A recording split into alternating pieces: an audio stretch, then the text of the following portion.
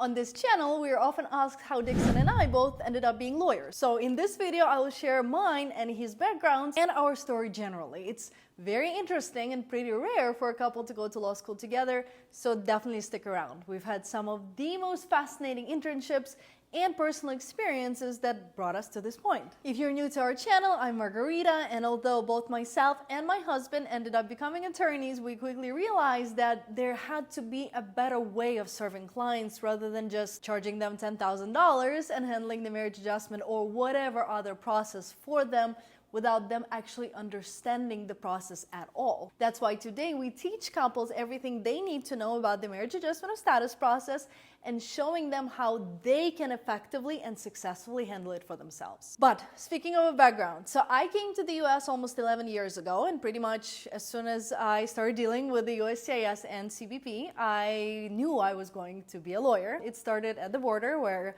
I was treated like nobody should be treated, and then it continued for many, many painful years. Deep in my heart and in my head, that little voice told me that that was the way of addressing this issue. I think the reason why I felt that way pretty much right away was because I obviously instantly saw how broken the system really was. I was totally clueless at the time about the whole immigration process, and when I needed help with my own immigration, I tried reaching out to multiple attorneys for help. Every single 30-minute conversation cost me a minimum of $200 to $300, and still none of my questions were properly answered. It was just a lot of really vague information and nothing definitive. I also noticed a lot of uncertainty, where one specific attorney told me that he needed to do further research to answer my question, but my situation and that specific question was very simple and straightforward, so it was kind of strange and didn't provide me with much confidence at all. It's funny because I just had an interview with a couple and they told me that they spoke with Boundless because that's how they initially wanted to handle their immigration, but then Boundless asked them to send them copies of all their entry stamps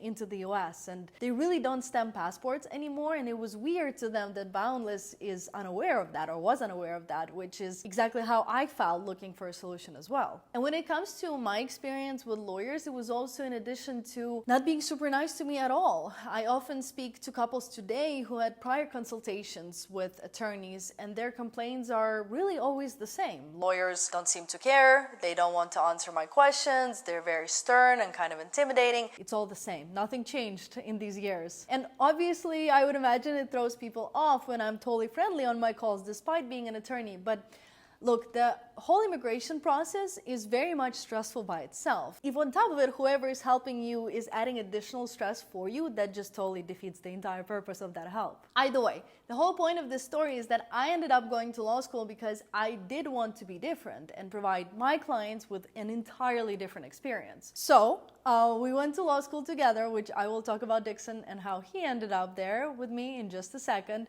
since going to law school as a couple was an experience in itself. But after law school, I started my own practice, and I right away saw that that old school approach of handling everything for clients just did not work. And why? Because I was handling it for them, but I did not have the time to explain to them how the process worked. Moreover, couples started coming to me and straight up saying, "But what if I don't want you to handle it for me? Could you instead teach me how the process works and how I could effectively navigate it for myself?" That's when I realized that in this day and age, we actually had the proper tools to make that happen with all the online software and everything else. And that's how our marriage immigration method was born, where we guide couples applying for their green card inside the US through the entire immigration journey. So the initial green card, removal of conditions, and naturalization. That's another thing I very quickly realized. I started interviewing dozens of couples trying to understand what their needs were. And I saw that every one of them was very fixated on this first initial green card step, but they often didn't even know that they were initially going to receive a temporary 2-year green card. And everything happens so fast when you're married to a US citizen that you should definitely be thinking ahead and plan for that next process. Even today, so many couples reach out to us asking us to help them with the removal of conditions process, meaning applying for a permanent 10-year card, that I figured we might as well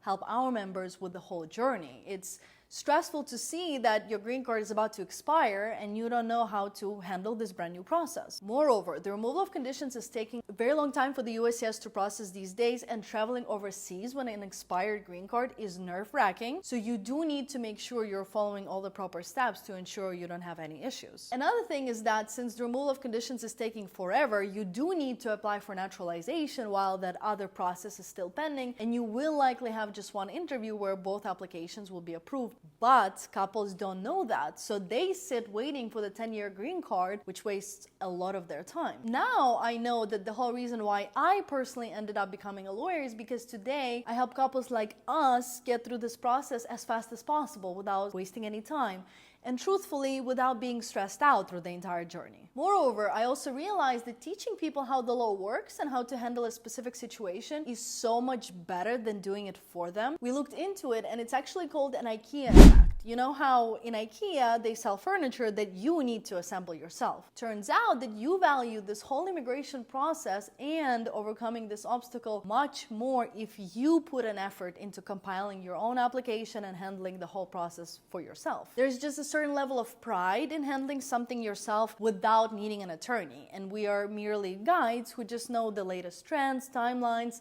and honestly tricks, since we work with this all the time, while for you guys it is a very first time dealing with this. And of course the USCIS wouldn't make it easy. Immigration to one of the most desirable countries in the world is inherently difficult.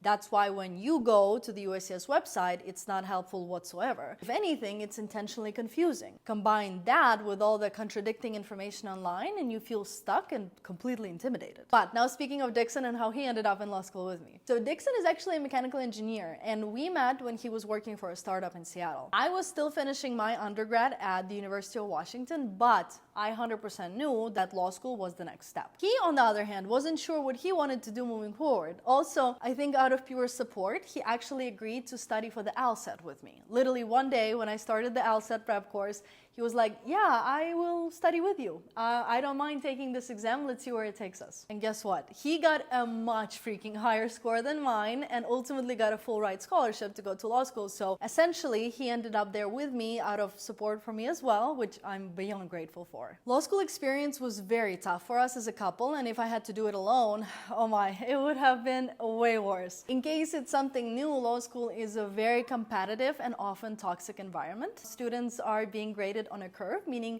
against each other. So I can be an A student, but if on a particular exam 3 students in the class know tiny more than me, then I can get a B or potentially even a C. Plus, going through law school as a couple had its own implications. Our relationship was tested every single day, especially because during our first year, which is by far the hardest year, we lived in a 400 square foot tiny home, so that was a lot of fun for sure. The interesting thing is that since Dixon is an engineer, he right away thought he would go into patent law, which is exactly what happened. Aside from him passing the state bar to become a licensed attorney, he also passed the patent bar, which has like a 30% pass rate, and he did it during the second year of law school, so that year was fairly stressful as well. And I didn't want to fall behind, so I passed the tribal bar. So just so you know, I'm also a licensed Blackfeet tribal attorney. It's a whole nother story, but I had the coolest summer internships in Montana, right next to Glacier National Park, working with the Blackfeet tribe.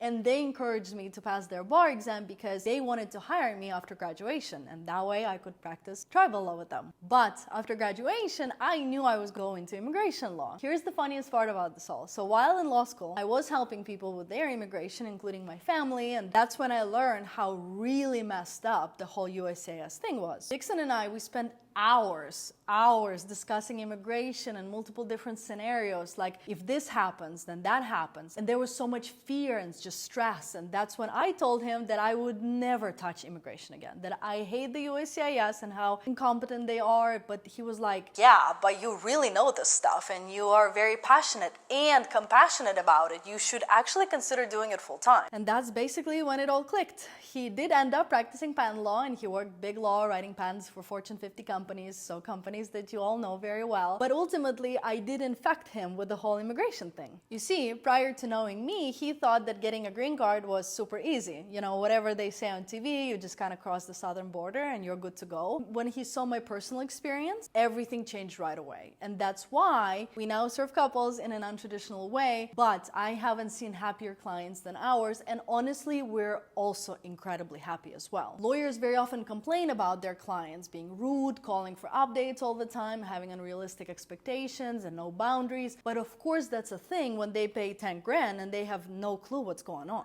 It's very clear to me now that our structure makes everyone very happy, and our next goal is to properly train the USCIS. We need a series of training lectures for them as well, so they learn how to properly handle this process as well and not make constant silly mistakes they make that get couples stuck for years in the system. But that's all for another video. Thank you for watching, you guys. Give this video a like and we'll see you next week.